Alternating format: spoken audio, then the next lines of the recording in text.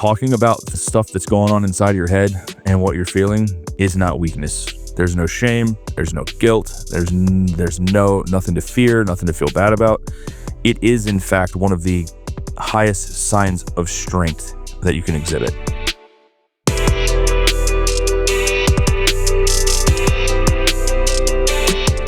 Okay, so Jonathan, we're going to talk about something that's going to make people a little bit uncomfortable. So please don't turn off the podcast or switch your dial or whatever you're doing.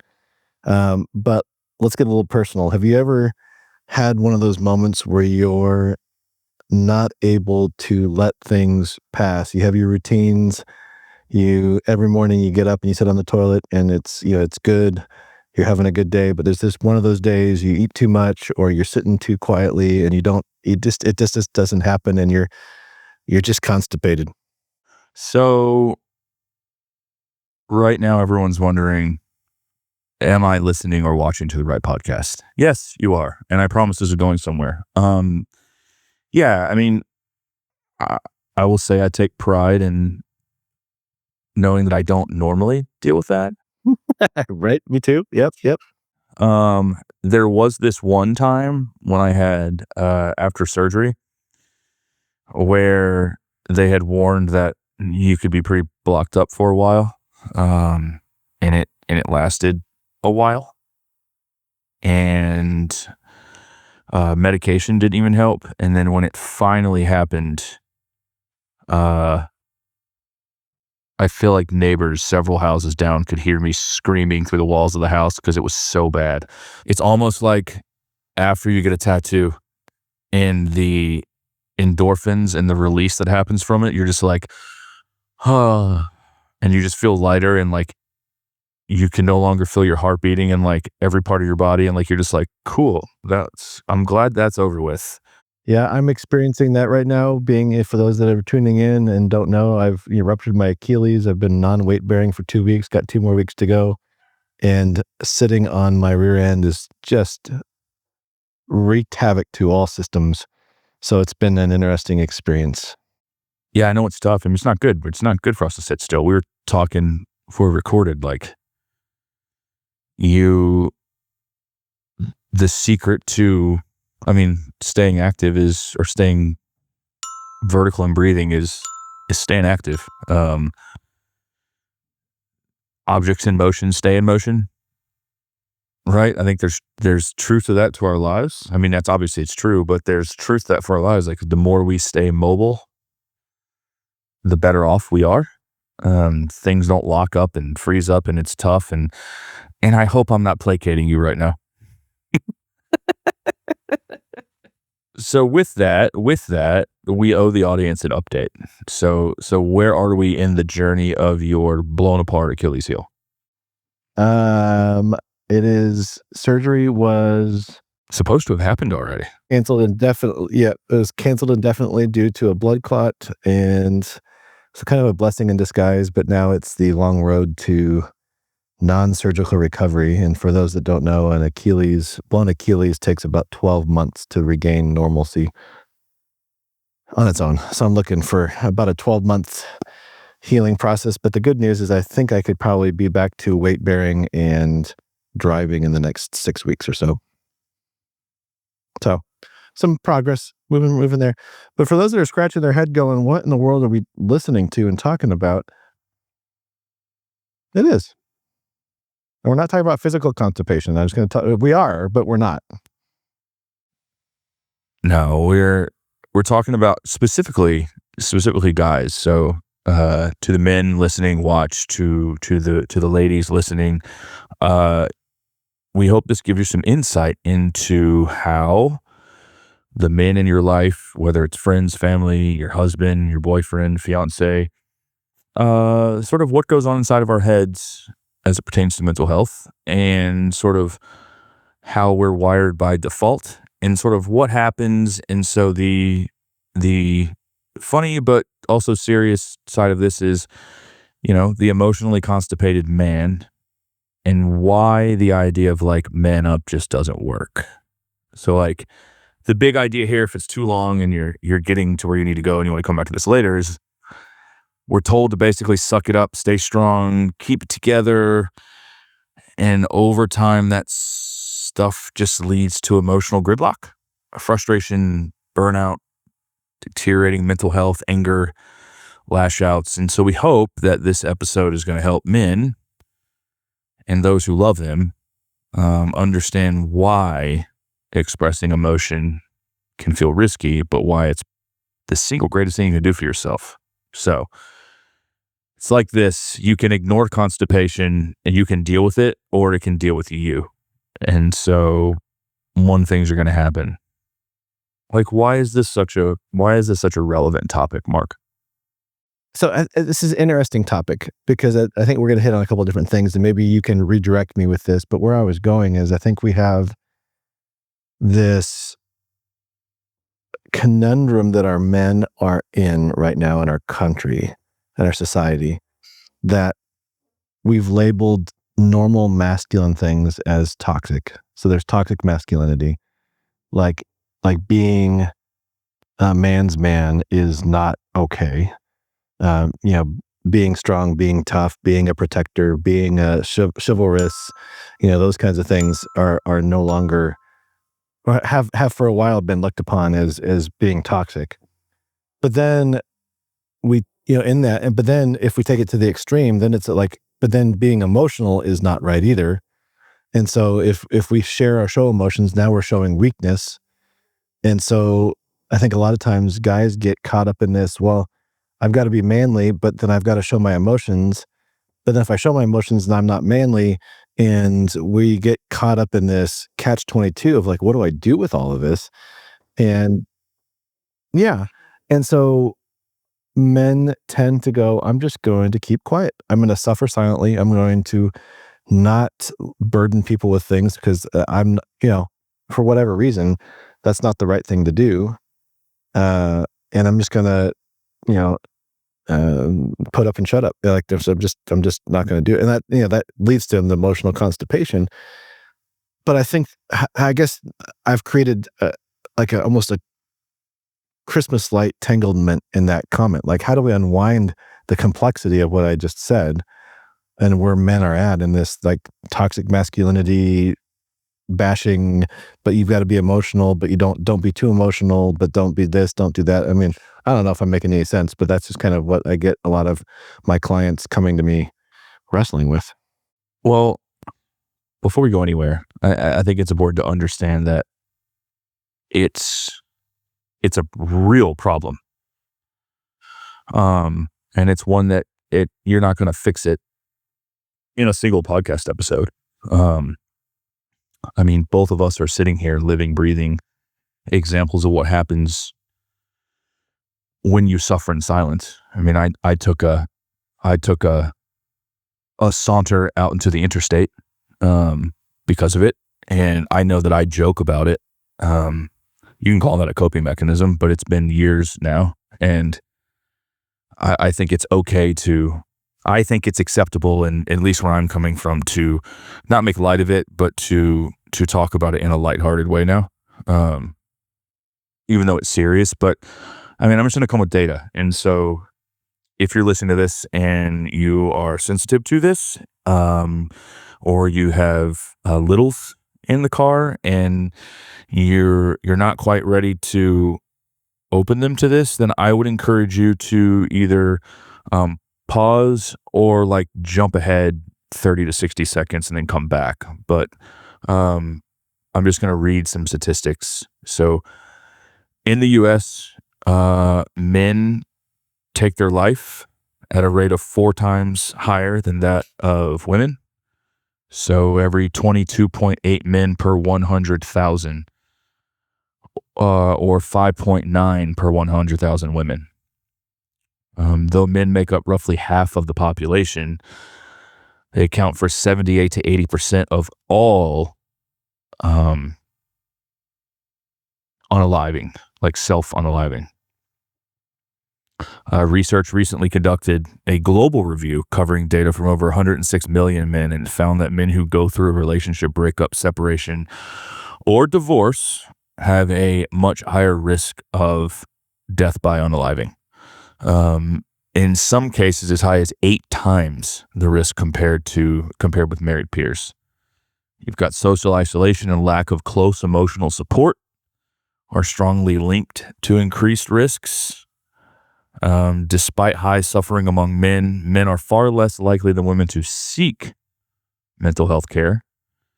One recent study noted that although men have disproportionately higher suicide completion rates, they are diagnosed and treated for depression and other mood disorders at significantly lower rates. So my perspective on that is men make up half the population, but we face an identity conflict of especially generational. So I'm 40, and I grew up in the world where there were still cigarette commercials on TV, and there were always these commercials of like this rugged Marlboro man who rode in on a horse, cowboy hat, just rugged, just like, brash, rough around the edges, resilient, grit, tenacity. I'm going to pick myself up by my bootstraps. If there's a problem, I'm going to fix it. I'm going to solve it. I'm not going to complain. And so growing up in that generation was like, I would argue that that is a toxic level of what the identity of a man is. And then there was this mad swing to the other end of the spectrum of like, oh wait, that's bad. But just like anything we do in culture, we tend to go to the other extreme. And so now you have this other extreme with a chasm in between where it's like, well, I don't know what to do because I don't want to be the person that just sits around and touches grass all day and cries about my feelings, because that doesn't feel like how I'm wired and how the role that I'm supposed to play.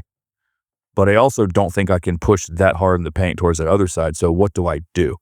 And I would say that men are also not wired to just naturally go have people to surround them and talk about their feelings. Like you look at your female friends. Like I'll look at my girlfriend. I'll look at, look at the differences, the way men and women seek community out. Women are naturally more emotionally, like the feminine side of their emotions are dominant, and they naturally talk about things and they process and they do things. Men don't.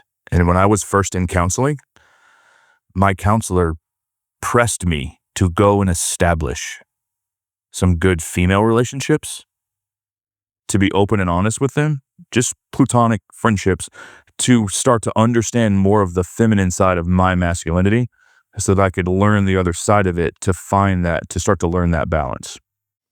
No, and I think it's a huge statement. I love the way that you described that, and I'm trying to make it somewhat even practical to my own last couple of weeks, right? So when I was diagnosed with the blood clot, my imagination ran wild. I mean, I went panic attack, anxiety attack. I was afraid to go to sleep.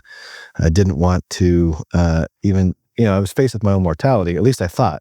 Now that we have more information, it wasn't as big of a deal as I thought it was. But we weren't given any kind of information, and I had a hard. Even with everything that I have gone through and the training that I had a hard time expressing my own emotional experiencing of that, to the point now where I looked at my wife the other day. I said, I probably need to go.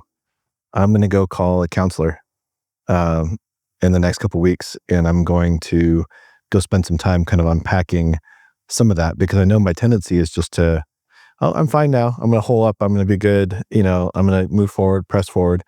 But that was a pretty significant experience over the last 7 days that I don't want to maybe make me harder or more aloof or more numb. I need to go and kind of unpack those feelings with a safe person. And I know I can do it with my wife, and I'm going to, but I also need to do it with a counseling professional that can kind of guide me through that. And the listeners might be going, well, aren't you a counselor? I'm like, yes, but I also need that support myself to figure that out. And I think one of the things that you didn't say, but you've kind of alluded to, is that men only begin this journey of experiencing and processing their emotions when they hit rock bottom or something catastrophic happens. It's reactive. But I think that's true in other areas of our lives. Like we respond we naturally respond to things. Like, as much as we're proactive with certain things, most of what we do is responding to a problem to then say, oh, I'm going to go find a solution, or, oh, this is something going on. This is what I can do to fix, resolve, or to push this. I laugh for a minute though, because physical constipation is also reactive, right? We get to a place where like, oh, I probably shouldn't have eaten that. And now I'm stuck in this, or I probably should have monitored how much salt or sugar or fiber or whatever. And we don't think about those things until we're in a place of constipation. We end up in a place where emotions are stuck because we were taught to ignore them and not feel them. Right. Or just go, that's not important. Yeah, it's not a priority. I don't have time to sit with this. I'll deal with it later. Like, I'll deal with it later. But the later, for both of us, mine was when I was 12 to 13. The later was a suicide attempt. The later was an emotional explosion or implosion, I guess, either way. So I've never asked you this, and I only want to know because I'm curious about my own. And then you can flip it on me. When you got to that point, did it happen like in the moment where you get there, or had you like mapped it out? No, it was impulsive. Like, you just found yourself there and it was like, whoa. Yeah. So, the pain that I was experiencing with the bullying and abuse, the withdrawal and the inability to be seen, I couldn't express myself. When I got emotional, I was sent to my room, told to just get over it. Mm-hmm. That was the precursor to it. And it was just internal stuffing. And in that time period, I was also having some physiological symptoms, migraine headaches. And you've experienced migraines, you know what I'm talking about. And it was the seeing flashing light, like throw up type migraine headaches. And so, but they were lasting for 3 to 6 months. And so that was the physical pain I was dealing with, poked and prodded with EKGs and spinal taps and blood draws and all the things, trying to figure out do I have a brain tumor? Is there a neurological something going on? And so that was coupled with that. And then when the major traumatic event happened, when I was de-pantsed in front of my whole class, including underwear, without a teacher there to protect me, that was when I went home that night, and it's like the floodgates opened, if that makes sense. One, appreciate the vulnerability. Two, it's very similar to my own experience. I hadn't thought about it. I had made comments when I was in that low place of like I wish I would just go to sleep and just not wake up, like things like that. And then I would be okay and be like, why did you say that? Like, shut up. You're an idiot. Stop. And then that went on for a little bit. And then it was just like one day. It was like I couldn't escape. Like you said, the floodgates turned on. It was like a bathtub fully overflowing with water. It was like, I ate Taco Bell and there's no escaping it. Like, it's just there. I can't run from it. I can't I don't want to face it because I don't know what to do, because all of this is new and it's like, I don't want to be here. I don't want to be in this moment. I don't know what to do. I don't know where to turn. And then suddenly it's like, I want out. Boom, here's a solution. And that's how it happened. And it wasn't in the period of time I was driving, and then, pulled over and thankfully found myself leaned back against my car after it happened. With I always think about, I think it was in another episode with that, I always think about the person that pulled over because they thought they were talking on their phone. Mm. And they thought they had swerved because they were talking on their phone. And I often think about how much different would their life have been? And so then on the other side of it, it was weird still being in that very low place of okay, well, now I'm on the other side of this. And it almost felt like everything before me was dead. And then now this is all new. And so now what do I do? And it was like, I don't know what to do. I don't know what's up. I don't know what's down. I don't know what's left. I don't know right. But I'm no longer going to run from this because I know that I can't. However, I'm lucky to be here. Now the real work begins. What can I learn? Right. Right. Now I want to ask questions. Like, it was suddenly I went from being in a place where I didn't want to go admit that I was something wrong or that I was like very messed up and I didn't know what to fix. I didn't know what the problem was.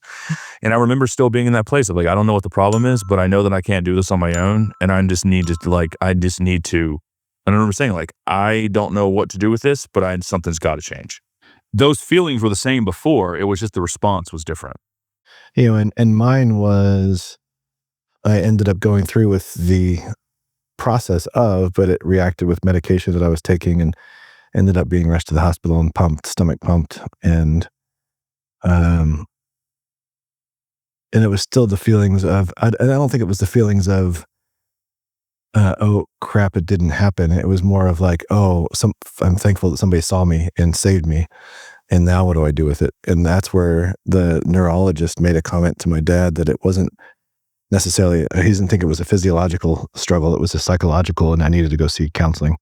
And that's what started the process for me to find healing. So this is, I mean, obviously we pulled the lid off of a huge topic, and one of the symptoms is what we're calling emotional constipation. I think that's the root cause. But like, what, aside from just toxic, like talking about toxic masculinity, we can do a whole episode on that, breaking down that. In your clinical opinion and in your just Mark opinion, what has led the state of manhood to sort of be in that place where the vast majority of people that we meet that are our friends, the men in our lives and the men that, our significant others love, are like dealing with these symptoms below the surface and aren't talking about them? Like, what's got us here? I'm going to be completely honest and blunt and say, I think a society that makes fun of men when they share their emotions. I think it's a stigmatization that men don't have emotions or shouldn't have emotions. And when we share them, now we're weak. We're labeled as whatever. And so it's almost a gaslighting of sorts, if that makes any sense. But I think it's a society that has grown up to not have a paradigm or capacity to understand men and their emotions in a way that allows them to express it accordingly. It's like, I think we've all heard things. I've heard some, friends talk, and I've even had comments on some videos that I've put on social media where people are like, "Oh, that's great, but like, you can't trust anyone to say this. You can't trust them to that." Or like, every time I do try to say something, I'm told I'm being dramatic or I'm being too sensitive, or if I don't, why am I being so cold? Or you're not opening up enough, or you're oversharing, or you're like dumping on someone. And so it's you're often made to feel you're going to one extreme or the other. You're not doing enough, or you're doing too much, or you're doing it the wrong way and not how it should be done or how everyone else is doing it. Is there a wrong way to talk about your emotions? No, I think it might be clunky. I think it might not be as precise. I don't think it would be, it might not be as clean as we would want it. But no, there's no wrong way to talk about it. I think the only wrong here, I'll say this: the only wrong way to talk about it is not to talk about it. So do you think then that men feel like they have to perform at some level to talk about emotions? They have to. They might think they have to have a solution. They might have to have better insights around it. They have to have a way through, or something. They have to have a fix it. I think that's the innate fix it piece. So that I have to have a solution to my problems. I mean, do you think that leads to feeling dismissed? And so oftentimes I would communicate and like beat around the bush with stuff. Like if I would say, "Oh, I'm fine. It's okay." That became like my blanket statement. It's okay. Cause then it felt like, well, if I say something, if I tell you how I really feel, one, it's either going to make you angry or I'm going to have hurt you. Or you're not going to understand. And you're not going to understand, and it's just going to lead to, you know, lead to an argument or lead to, some sort of other conflict. Um, and then I just stop. Then you just stop trying. Right, because people are telling you you're not doing it right. And for men that want to have a solution or have it done in a precise manner, when we are trying, and this is for people that are listening that aren't men, when we are trying to do something and we're told we're not doing it right or we're chastised, we typically don't do that again. Right? We typically just go, okay, and it's not right. I'm not saying that we're right in this. I'm just saying this is how we respond. We go, oh, okay, that wasn't received well. Note to self, I'm not going to do that again. Yes, that was uncomfortable. Not doing that again. Again, I'm not saying that how we respond is right. I'm just saying this is how we respond normally when we are told that we're doing something wrong. I think it's the more I process this out loud, it's we are more in tune to our emotions than we are aware, but we're naturally more in tune to the underbelly or the lie of those emotions. And it gets convoluted within societal expectations. Do I do this or not? You told me this last week, and then this week is something different. And like, where do I go from here? Meaning, it's not so much that I fear being vulnerable; it's I fear the possibility of embarrassment more. Or being embarrassed, being chastised, being told I'm wrong or not doing it right. Like, because the way we're naturally in relationship with one another as men is we poke fun and we prod and we jab. Even if it's from a place of care, it happens a lot. Like, you bust each other's chops. So if the fear is like, if I open up and share something vulnerable and nobody else in the room understands what to do with it, like, then you mock or tease, then it's an instant shutdown. It's received as a social threat, and then you move on to the next thing. That doesn't mean that what was done was inherently bad or with negative intentions. It's like, because the secondary problem here is that we don't know how to engage into those conversations with one another. We don't know how to hold, like like it's almost like we're looking for emotional perfection versus permission to be emotional, or an invitation to be emotional and just hold space. Oh, right. There's a couple people I know, and then maybe you know these people too. A couple of them are pastors, and they say, well, I'm just not an emotional person. And I'm like, nope, that is a fallacy that you've come to believe. It's also like biblical, like, heresy. Oh, right. And I basically said, Like, from a purely creation standpoint, if you're saying that you are not an emotional person, it means that you are the only living, breathing, person created that was not created in the image and likeness of God, and he just created a robot. and I would look at these people and go, nope, that's not true. What you're saying is, I don't know how to engage my emotions, and I've been shamed or there's been trauma around that. So I've basically told myself that they're not important and I shut off. And I had one pastor look at me going, oh, dang. Like, okay.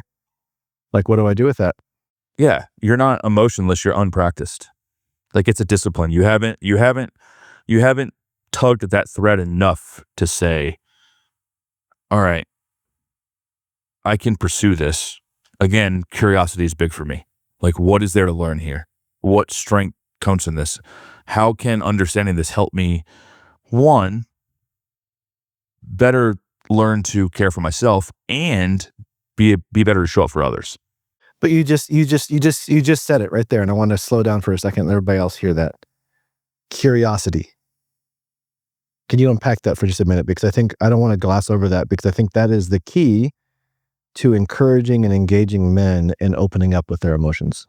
I think curiosity is something that's not inherently true or practiced in culture as a whole, but I don't think men are naturally as curious and as we could be, because it's a discipline. We don't ask questions. It's this or it's that. It's A or it's B. It's if this is broke, it gets fixed, and we figure out as we do it. If you don't stop and just learn to ask questions, look at something, pause, zoom out, and say, what would happen if? What what could I do if blank? Like, what's going on here that is leading me to feel, experience, or pursue blank. So learning to just ask a question. Asking questions is not overthinking. It's not rumination. It can turn into it, but ask a question. You've heard us say it before. What is the lie that I'm being told? What's the truth that I'm not seeing? And then now, how can I act on that truth? With me, it got to a place where I was like, okay, I have nothing to do but just basically start. And then I ask questions like, how can I use this to make myself, like, to rebuild myself into the best version of myself? To pursue the things that I was like, oh, I'll never be that. Like, I'm not good enough. I'm not this. I'm not that. I'm not that. All those negative things. Okay, none of that's true now because I'm still here, so I am good enough. So now how can I use that? Okay, I am good enough. How can I become better? I am loved. How can I learn to love myself more so I can love others more authentically? How can I care for myself so that I can learn to care for others more effectively? Like, it's learning to see that it's both and it's a revolving door. I can walk through both sides of this door, knowing that spending time on one side of the door is to build and care and learn everything that's inside of me, understanding those feelings and emotions and thoughts so that I can learn to advocate for others, to understand, oh, I see what they're saying here. I don't really need to respond to that, but I can show up and help in another way. Like, now's not the time to make a joke.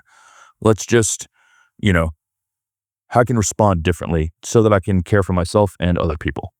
So if you're listening, men and or wives or girlfriends or friends, we'll post this in the show notes, but there are 3 resources that I would say could help guide you in this that you could do on your own. And they're 3 resources that I've created over the years. The Path Out of Loneliness is one. The Path to Wholeness is another. 2 books that I wrote. But then I have a workbook that's called, basically the Loneliness Workbook, and it helps unpack a lot of these things at your own pace. And we can put those links into the show notes. But it's, if you're interested in doing this, but you're afraid to kind of do it with somebody right now, maybe start by doing it on your own. And then we would encourage you to find a safe person that you could begin to unpack these things with. So if the opposite of constipation is just regular, and I'm fully owning this analogy now. So yes, if the opposite of constipation is being regular or doing it right, I want to get practical. How do we redefine what doing it right even means? Because there's no perfect emotional script. Just like you can ingest food, liquid, whatever, and you could do it for a time, no issues. Suddenly you're backed up. I think healthy looks different for everyone. So instead of doing it perfect or doing it right, like, what's right for you? So how do we one, do we need to redefine, and then how do we do it? I think the first step for anybody is just going, how am I doing with my emotional language? Like, many men can't even define mad, sad, glad, fear, and disgust, the basic 5. So it might be getting a feelings wheel. We could put that in the show notes. It might be something where you're just doing, maybe every day you're expanding your emotional vocabulary by doing some self-studying. Those resources I just mentioned can help with that. But I think the first step is just expanding your emotional vocabulary. If you don't know it, it's okay. Learn it. There's a video, and I'll link to it. And you may have seen it, Mark, but there's a video of a guy, and he's sitting outside his backyard.